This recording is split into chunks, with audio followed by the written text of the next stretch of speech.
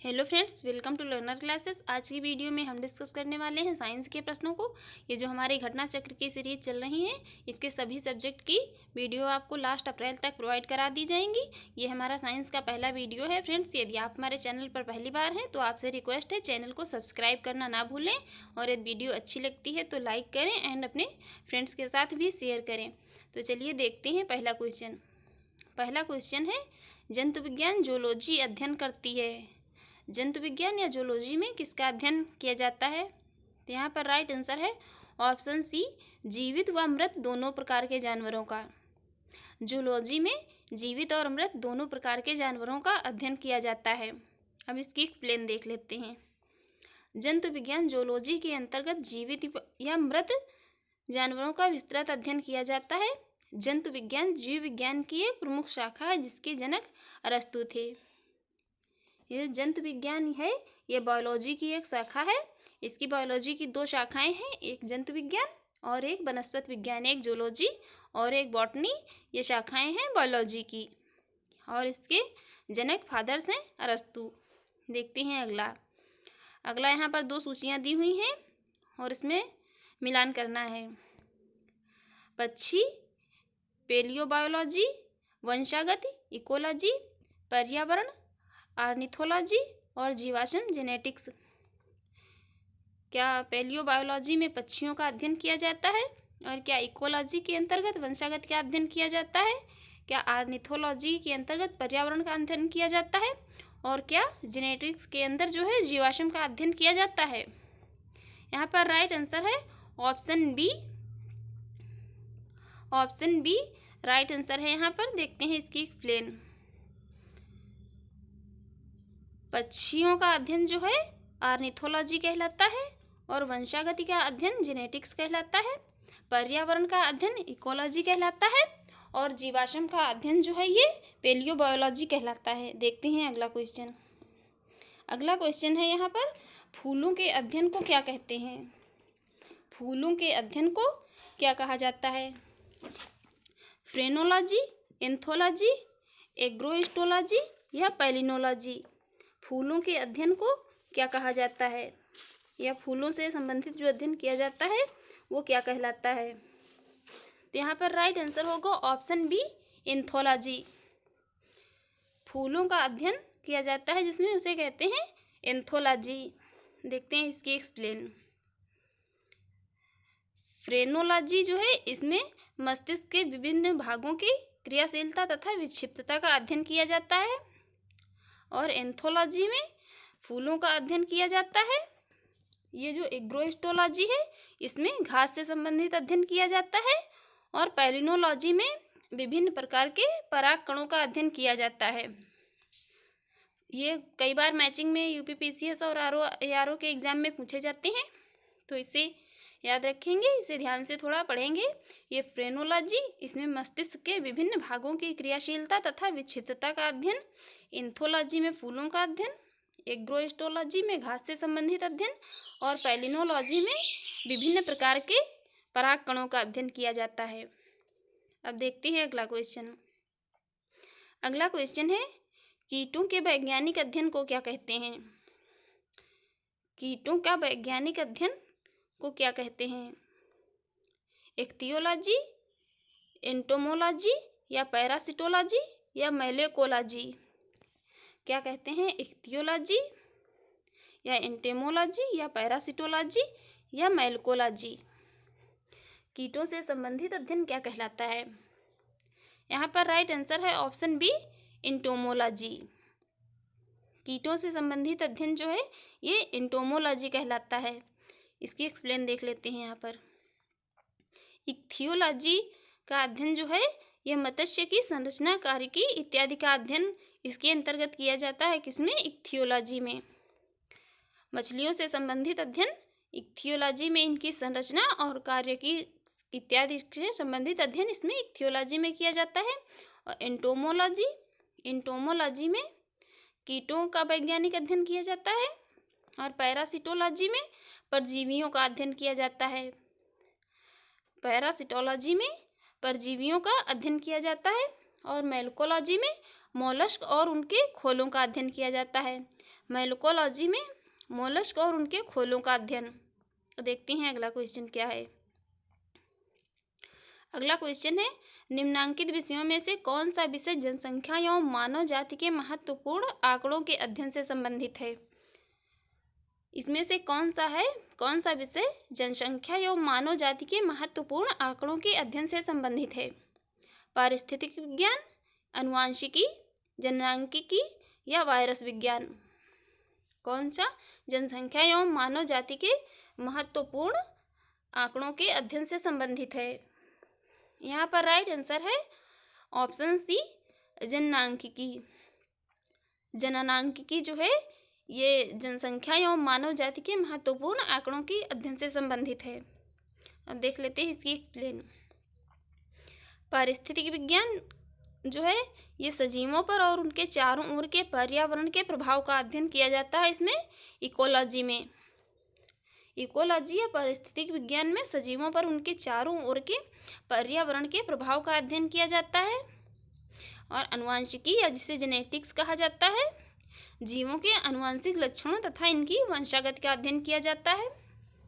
जननांकिकी या जनसांख्यिकी में मानव जनसंख्या एवं मानव जाति के महत्वपूर्ण आंकड़ों का अध्ययन किया जाता है। वायरस विज्ञान में वायरस का अध्ययन किया जाता है। देखते हैं अगला क्वेश्चन। अगला क्वेश्चन है यहाँ पर, कौन सा विषय जनसंख्या एवं मानव समुदाय के महत्वपूर्ण आंकड़ों के अध्ययन से संबंधित है। तो यहाँ पर टाइम वेस्ट नहीं करेंगे, इसको अभी हम जस्ट डिस्कस कर चुके हैं। यहाँ पर राइट आंसर होगा ऑप्शन सी, जननांकिकी। जननांकिकी यहाँ पर राइट आंसर होगा, इसको अभी हम एक्सप्लेन कर चुके हैं। देखते हैं अगला क्वेश्चन। अगला क्वेश्चन है, विभिन्न संस्कृतियों के वैज्ञानिक विवरण के तुलनात्मक अध्ययन को कहते हैं। विभिन्न संस्कृतियों के वैज्ञानिक विवरण के तुलनात्मक अध्ययन को क्या कहते हैं। तो यहाँ पर राइट आंसर है एथनोलॉजी। विभिन्न संस्कृतियों के वैज्ञानिक विवरण के तुलनात्मक अध्ययन को एथनोलॉजी कहा जाता है। इसकी एक्सप्लेन देखते हैं। एथनोलॉजी विभिन्न संस्कृतियों के वैज्ञानिक विवरणों का तुलनात्मक अध्ययन है। एथनोग्राफी जो है ये किसी विशिष्ट संस्कृति का अध्ययन है। और एथोलॉजी जो है ये मानव सहित सभी जंतुओं के व्यवहार का अध्ययन है। इथोलॉजी जो है ये मानव सहित सभी जंतुओं के व्यवहार का अध्ययन है। और इथिक्स जो है ये इथिक्स नैतिक आचार तथा कर्तव्य का मनोवैज्ञानिक अध्ययन है। इथिक्स में नैतिक आचार तथा कर्तव्य का मनोवैज्ञानिक अध्ययन किया जाता है। एक हमारे यूपीपीसीएस और यूपीएससी में मेंस में इथिक्स का पेपर भी होता है। देखते हैं अगला है, जैविक जगत में होने वाले कार्य, गुण व पद्धति के अध्ययन के इस ज्ञान को मशीनी जगत में उपयोग करने को क्या कहते हैं। जैविक जगत में होने वाले कार्य, गुण व पद्धति के अध्ययन के इस ज्ञान को मशीनी जगत में उपयोग करने को क्या कहते हैं। बायोनिक्स, बायोनोमिक्स, बायोनोमी या बायोमेट्री क्या कहलाता है। ये जैविक जगत में होने वाले कार्य, गुण व पद्धति के अध्ययन को मशीनी जगत में ये क्या कहलाता है। यहाँ पर राइट आंसर है option A, bionics. Option A, bionics.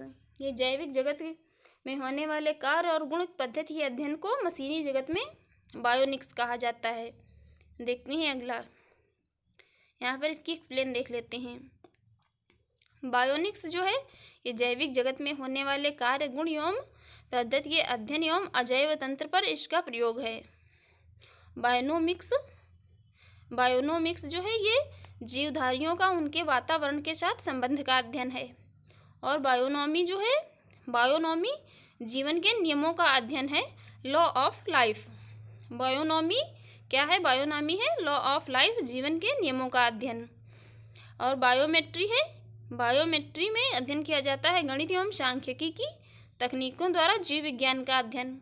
Biometry में गणित एवं सांख्यिकी की तकनीकों द्वारा जीव विज्ञान का अध्ययन किया जाता है। अब देखते हैं अगला क्वेश्चन है यहाँ पर, पैलियो वनस्पति के अंतर्गत अध्ययन करते हैं। पैलियो वनस्पति के अंतर्गत अध्ययन करते हैं। यहाँ पर राइट आंसर है ऑप्शन डी, इनमें से कोई नहीं। इसकी एक्सप्लेन देख लेते हैं। पैलियो वनस्पति या पैलियो बॉटनी के अंतर्गत पादप जीवाश्मों का अध्ययन किया जाता है। और यहाँ पर ऑप्शन ए में जो है ये जंतु जीवाश्म दिया हुआ है। यदि यहाँ पर ये पादप जीवाश्म दिया होता तो ये फॉसिल प्लांट जो दिया होता है यहाँ पर, तो ये राइट आंसर हो सकता था ऑप्शन ए। यहाँ पर जंतु जीवाश्म दिया है इसलिए आंसर सही नहीं होगा, इसलिए यहाँ इनमें से कोई नहीं। देखते हैं एक्सप्लेन इसके अंतर्गत जो है पैलियोबॉटनी के अंतर्गत पादप जीवाश्मों का अध्ययन किया जाता है जो कि लाखों वर्ष पूर्व बर्फ, मिट्टी इत्यादि के नीचे किसी प्राकृतिक घटना के कारण दब गए थे। ये जीवाश्म बनते कैसे हैं? तो ये लाखों वर्ष पूर्व जो है बर्फ, मिट्टी इत्यादि के नीचे किसी प्राकृतिक घटना के कारण दब गए थे। उनकी छाप पत्थरों की चट्टानों में प्राप्त होती है। जीवाश्मों से जैव विकास के वास्तविक ठोस प्रमाण मिलते हैं। जीवाश्मों से जो है ये जैव विकास के वास्तविक तथा ठोस प्रमाण मिलते हैं। प्रोफेसर बीरबल साहनी को भारतीय जीवाश्म वनस्पति विज्ञान का जनक कहा जाता है। फादर ऑफ इंडियन पैलियोबॉटनी कहा जाता है किसे? प्रोफेसर बीरबल साहनी को। बीरबल साहनी को फादर ऑफ इंडियन पैलियोबॉटनी कहा जाता है। देखते हैं अगला क्वेश्चन। अगला क्वेश्चन है यहाँ पर, रेशम कीट पालन को कहते हैं। रेशम कीट पालन के क्या कहलाता है? यहाँ पर रेशम कीट पालन में किसकी बात हो रही है? एपीकल्चर की या हॉर्टिकल्चर की या सेरीकल्चर की या फ्लोरिकल्चर की? किसकी बात हो रही है यहाँ पर? रेशम कीट पालन में। यहाँ पर राइट आंसर है ऑप्शन सी, सेरीकल्चर। रेशम कीट पालन में को कहते हैं सेरीकल्चर। इसकी एक्सप्लेन देखते हैं। एपीकल्चर है ये है। एपीकल्चर कहते हैं व्यापारिक स्तर पर शहद उत्पादन तथा फसलों में परागकण हेतु मधुमक्खियों का पालन कहलाता है एपीकल्चर। व्यापारिक स्तर पर शहद उत्पादन में फसलों में परागण हेतु मधुमक्खियों का पालन कहलाता है एपीकल्चर। और हॉर्टिकल्चर, हॉर्टिकल्चर कहलाता है पुष्प एवं फल देने वाले पौधों का अध्ययन। पुष्प एवं फल देने वाले पौधों का अध्ययन कहलाता है हॉर्टिकल्चर। अब सेरीकल्चर, सेरीकल्चर कहलाता है कच्चे रेशम के उत्पादन हेतु रेशम कीट का पालन कहलाता है सेरीकल्चर। और ये जो फ्लोरिकल्चर है, फ्लोरिकल्चर के अंतर्गत सजावट के लिए काम आने वाले पुष्पों का अध्ययन किया जाता है। फ्लोरिकल्चर में सजावटी पुष्पों का अध्ययन किया जाता है। देखते हैं अगला।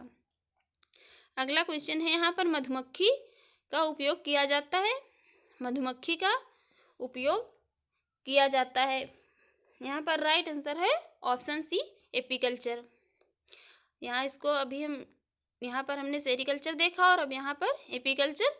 तो मधुमक्खी का उपयोग किया जाता है एपीकल्चर में। राइट आंसर है ऑप्शन सी। देखते हैं अगला। अगला है यहाँ पर, एक तरफ खेती दी हुई है और दूसरी तरफ उसका नामकरण दिया हुआ है। बताना है कौन सा सही सुमेलित नहीं है। फ्रेंड्स, ये नहीं वाला जो वर्ड है ये एग्ज़ाम में भी आप लोग बहुत ध्यान से देखिए। ये कई बार जो है एग्जाम में क्वेश्चन गलत करा के ही मानता है। फूलों की खेती फ्लोरिकल्चर, फसलों की खेती एग्रोनॉमी, सब्जियों की खेती हॉर्टिकल्चर और फलों की खेती जो है पोमोलॉजी। इसमें से जो है कौन सा सही सुमेलित नहीं है?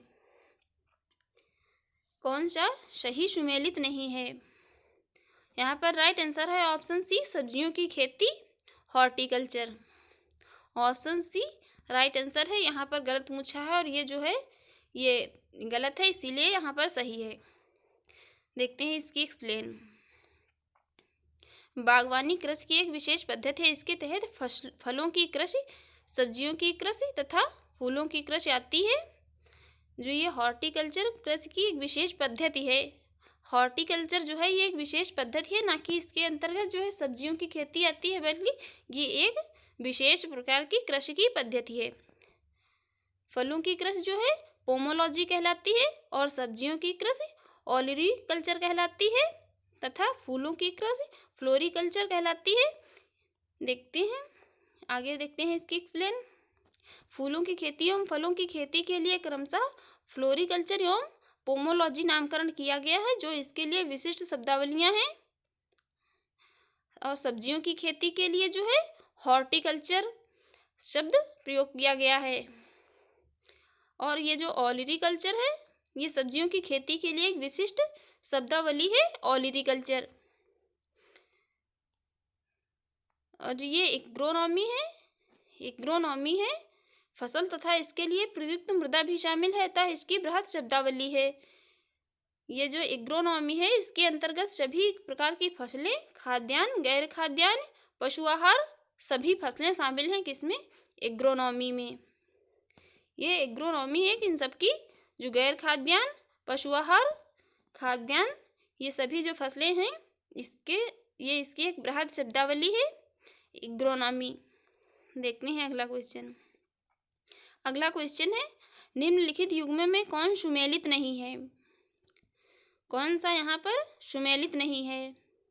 एपीकल्चर, शहद की मक्खी, सेरीकल्चर, सिल्कवर्म या जिसे रेशम कीट भी कहते हैं, पिशीकल्चर, लाख का कीड़ा, हॉर्टिकल्चर, फूल।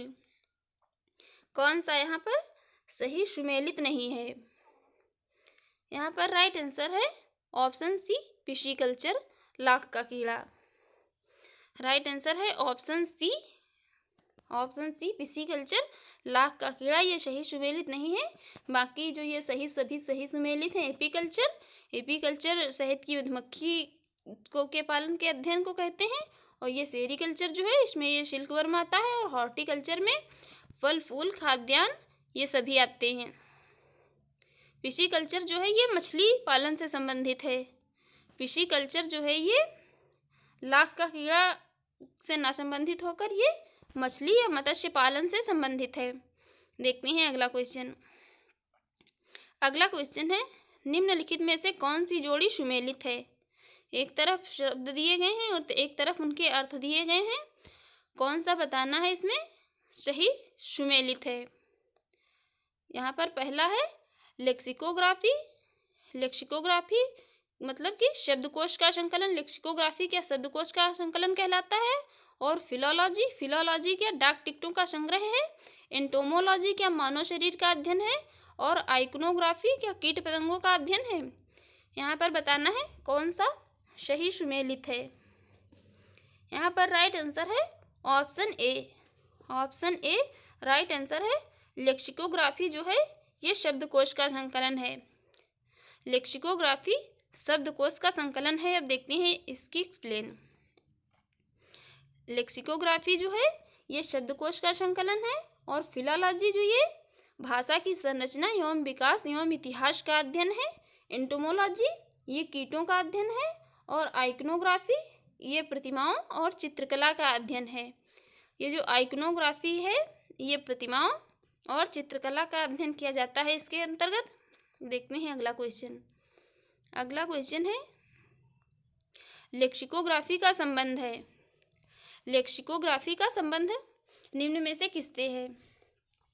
मानव शरीर की रचना से, शब्दकोश के संयोजन से, गुप्त लिखावट से, या चित्र और मॉडल के द्वारा पढ़ने से। लेक्सिकोग्राफी का संबंध इनमें से किससे है? यहाँ पर राइट आंसर है ऑप्शन बी, शब्दकोश के संयोजन से। लेक्सिकोग्राफी का संबंध शब्दकोश के संयोजन से है। यहाँ पर इसकी एक्सप्लेन देख लेते हैं। लेक्सिकोग्राफी का संबंध किसी भाषा के शब्दकोश की डिजाइन, संयोजन एवं मूल्यांकन से है। यहाँ पर ये तीनों में से कोई भी शब्द आ सकता है लेक्सिकोग्राफी के लिए। भाषा के शब्दकोश की डिजाइन से भी है, संयोजन से भी है और उसके मूल्यांकन से भी है। देखते हैं अगला है, सब्जी के लिए काम आने वाले पौधों के अध्ययन को कहते हैं। सब्जी के रूप में जिन पौधों का उपयोग किया जाता है उसका अध्ययन क्या कहलाता है? यहाँ पर राइट आंसर है ऑप्शन डी, ओलिरिकल्चर। सब्जी के रूप में जिन पौधों का उपयोग किया जाता है उनको कहा जाता है ओलिरिकल्चर। ओलिरिकल्चर के अंतर्गत जिन पौधों का अध्ययन किया जाता है वो सभी सब्जियों के खाने के काम आते हैं। इसकी एक्सप्लेन देखते हैं। ओलेरीकल्चर के अंतर्गत सब्जी के लिए काम आने वाले पौधों के उत्पादन का अध्ययन किया जाता है। किसमें? ओलेरीकल्चर में। देखते हैं अगला क्वेश्चन। अगला क्वेश्चन है, विटीकल्चर के द्वारा निम्नलिखित में से कौन एक उत्पादित होता है? विटीकल्चर, सिल्क, केचुआ, शहद या अंगूर? विटीकल्चर से के द्वारा जो है कौन एक उत्पादित होता है या विटीकल्चर किसकी खेती कहलाती है? यहाँ पर राइट आंसर है ऑप्शन डी, अंगूर। विटीकल्चर जो है ये अंगूर की खेती कहलाती है। विटीकल्चर के अंतर्गत जो है अंगूर की खेती का अध्ययन भी किया जाता है। इसकी एक्सप्लेन देख लेते हैं। विटीकल्चर अंगूरों के उत्पादन एवं उनके अध्ययन से संबंधित विज्ञान की एक शाखा है। कौन सी? विटीकल्चर, अंगूरों के उत्पादन एवं उनके अध्ययन से संबंधित। देखते हैं अगला क्वेश्चन। अगला क्वेश्चन है, कीट संवर्धन क्या है? कीट संवर्धन क्या है?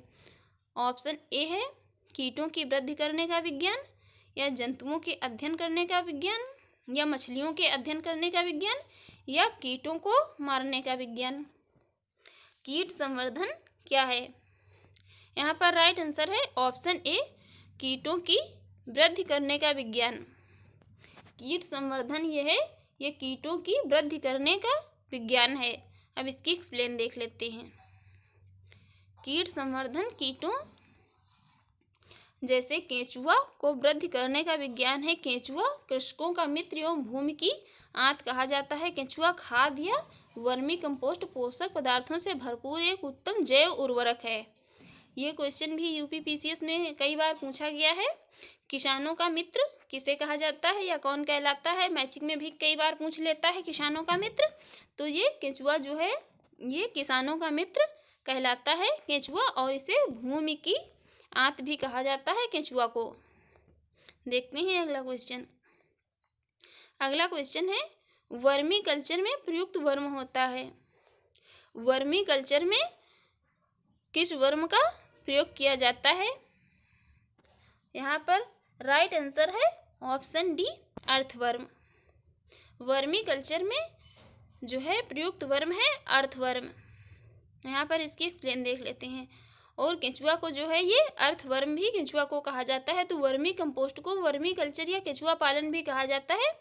केंचुओं के मल से तैयार खाद ही वर्मी कंपोस्ट कहलाती है। केंचुओं के मल से जो है खाद जो तैयार होती है उसे कहा जाता है वर्मी कंपोस्ट खाद। देखते हैं अगला क्वेश्चन। अगला क्वेश्चन है यहाँ पर, जेरेंटोलॉजी निम्नलिखित में से किसके अध्ययन से संबंधित है? जेरेंटोलॉजी जो है ये निम्नलिखित में से किसके अध्ययन से संबंधित है?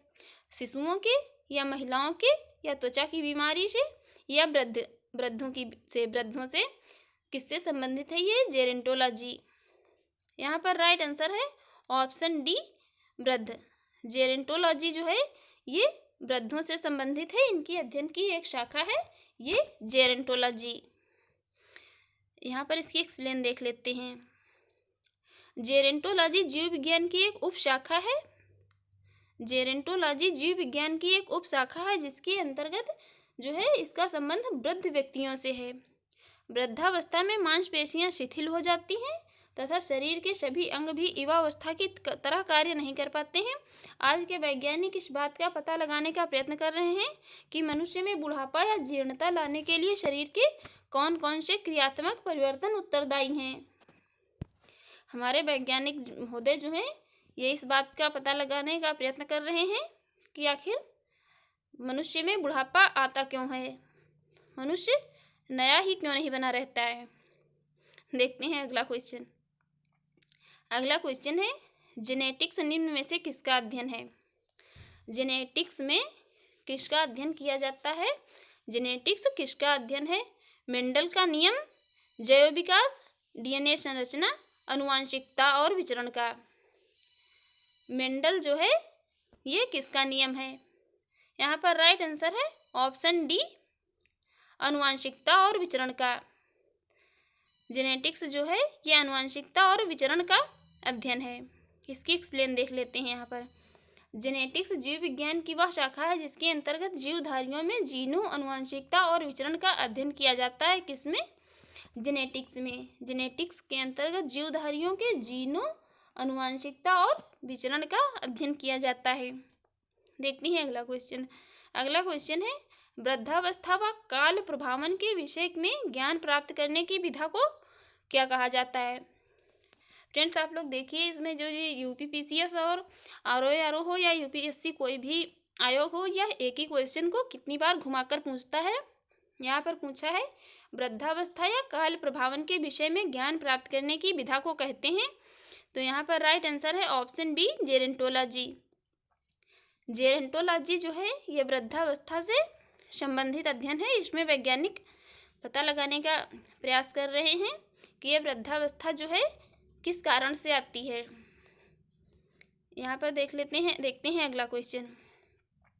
अगला क्वेश्चन है पैडोलॉजी निम्न वैज्ञानिक अध्ययन से संबंधित है। पैडोलॉजी में जो है इसमें किसका अध्ययन किया जाता है? तो यहाँ पर राइट आंसर है ऑप्शन बी, मिट्टी से। पैडोलॉजी में मिट्टी का अध्ययन किया जाता है। यहाँ पर देख लेते हैं इसकी एक्सप्लेन। पैडोलॉजी के अंतर्गत जो है मृदा निर्माण जो है फॉर्मेशन ऑफ सॉइल, मृदा के प्रकार इत्यादि का अध्ययन किया जाता है। किसमें? पैडोलॉजी में मिट्टी के निर्माण और जो है इसके प्रकारों का अध्ययन किया जाता है। मृदा एक भौतिक घटक है जिससे हरे पौधे कच्चे पदार्थ के रूप में जल एवं खनिज लवण प्राप्त करते हैं। मिट्टी भौतिक चट्टान के अपक्षय से निर्मित होती है। मिट्टी का निर्माण कैसे होता है? तो ये जो भौतिक चट्टानें हैं इनके अपक्षय के से इनका निर्माण होता है मिट्टी का। देखते हैं अगला क्वेश्चन। अगला क्वेश्चन है अस्थियों का अध्ययन विज्ञान की किस शाखा के अंतर्गत किया जाता है? अस्थियों का अध्ययन विज्ञान की किस शाखा के अंतर्गत किया जाता है? ऑस्टियोलॉजी या ओरोलॉजी या सेरोलॉजी या जियोलॉजी? किसमें किया जाता है अस्थियों का अध्ययन? यहाँ पर राइट आंसर है ऑप्शन ए, ऑस्टियोलॉजी। ऑस्टियोलॉजी में अस्थियों का अध्ययन किया जाता है ऑस्टियोलॉजी में। अब देखते हैं इसकी एक्सप्लेन। ऑस्टियोलॉजी जो है ये ऑस्टियोलॉजी अस्थियों या हड्डियों का अध्ययन है। ओरोलॉजी में पर्वतों का अध्ययन किया जाता है। ओरोलॉजी में पर्वतों का अध्ययन किया जाता है। और सेरोलॉजी में रुधिर सीरम का वैज्ञानिक अध्ययन किया जाता है। और ये जो है जियोलॉजी में पृथ्वी की आंतरिक संरचना तथा उसमें पाए जाने वाले पदार्थों का अध्ययन किया जाता है। जियोलॉजी में पृथ्वी की आंतरिक संरचना और उसमें पाए जाने वाले पदार्थों का अध्ययन कहलाता है जियोलॉजी। देखते हैं अगला क्वेश्चन। अगला क्वेश्चन है सर्पों के विषय में जानकारी प्राप्त करना कहलाता है। सर्पों के विषय में जानकारी प्राप्त करना क्या कहलाता है? सर्पेंटोलॉजी, ऑर्निथोलॉजी, हर्पेटोलॉजी या इक्थियोलॉजी? क्या कहलाता है सर्पों के विषय में अध्ययन? यहाँ पर राइट आंसर है ऑप्शन ए, सर्पेंटोलॉजी। सर्पों के विषय में जानकारी प्रदान करना कहलाता है या प्राप्त करना सर्पेंटोलॉजी। इसकी एक्सप्लेन देख लेते हैं। यहाँ सर्पेंटोलॉजी के तहत सर्पों का अध्ययन किया जाता है। और हर्पेटोलॉजी जीव विज्ञान की वह शाखा है। हर्पेटोलॉजी में जो है हर्पेटोलॉजी में उभयचर तथा स्त्री सर्पों का अध्ययन किया जाता है। सर्पेंटोलॉजी में सिर्फ जो है सर्पों का ही अध्ययन किया जाता है। और ये जो इसकी हर्पेटोलॉजी शाखा है इसके अंतर्गत उभयचर तथा स्त्री सर्पों का अध्ययन किया जाता है। और ऑर्निथोलॉजी के तहत जो है पक्षियों का अध्ययन किया जाता है। जबकि इक्थियोलॉजी के अंतर्गत मछलियों का अध्ययन किया जाता है। देखते हैं अगला क्वेश्चन। अगला क्वेश्चन है यहाँ पर निम्न में से बेमेल को ज्ञात कीजिए। जो कि सबसे अलग है उसे पूछा है यहाँ पर। फिजियोलॉजी, साइकोलॉजी, पैथोलॉजी या बैक्टीरियोलॉजी? कौन सा यहाँ पर सबसे अलग है? यहाँ पर राइट आंसर है ऑप्शन बी, साइकोलॉजी। साइकोलॉजी जो है ये सबसे अलग है। बाकी ये जो है फिजियोलॉजी, पैथोलॉजी और बैक्टीरियोलॉजी ये सभी एक एक दूसरे से संबंधित है। और ये साइकोलॉजी जो है ये अलग है। इसकी एक्सप्लेन देख लेते हैं। फिजियोलॉजी, पैथोलॉजी और बैक्टीरियोलॉजी जीव विज्ञान से संबंधित है, जबकि साइकोलॉजी मनोविज्ञान से संबंधित है, इसीलिए यह अलग है। साइकोलॉजी का संबंध है मनोविज्ञान से और ये फिजियोलॉजी, पैथोलॉजी और बैक्टीरियोलॉजी जो है ये सभी जीव विज्ञान से संबंधित हैं, जूलॉजी से संबंधित हैं। देखते हैं अगला और लास्ट क्वेश्चन। हाइड्रोपोनिक्स क्या है? हाइड्रोपोनिक्स क्या है? मृदा विहीन पादप संवर्धन, पादप में कलम लगाना, सब्जियों का अध्ययन या जल संरक्षण। क्या है हाइड्रोपोनिक्स? यहाँ पर राइट आंसर है ऑप्शन ए, मृदा विहीन पादप संवर्धन। हाइड्रोपोनिक्स है मृदा विहीन पादप संवर्धन। यहाँ पर इसकी एक्सप्लेन देख लेते हैं। हाइड्रोपोनिक्स जो है ये एक ऐसी प्रक्रिया है जिसमें खनिज पोषक तत्वों के विलयन के द्वारा जो है जल में पौधों को उगाया जाता है। जल में जो है खनिज पोषक तत्वों को घोल दिया जाता है, उस जल में पौधों को उगाया जाता है, वह कहलाती है हाइड्रोपोनिक्स। यह पौधों को उगाने की एक ऐसी विधि है जिसमें पौधे भूमि में नहीं उगाए जाते हैं। मतलब कि पौधों को उगाने के लिए जमीन या मृदा की आवश्यकता नहीं होती है। जल में पोषक तत्वों का जो है विलयन मिला दिया जाता है और उसी में पौधों को उगाया जाता है। ये कहलाती है हाइड्रोपोनिक्स। फ्रेंड्स, यदि आपको हमारी वीडियो अच्छी लगी हो तो हमारे चैनल को सब्सक्राइब करना ना भूलें और वीडियो को लाइक करें और जो भी आपके सजेशन हो उसे कमेंट बॉक्स में कमेंट करें।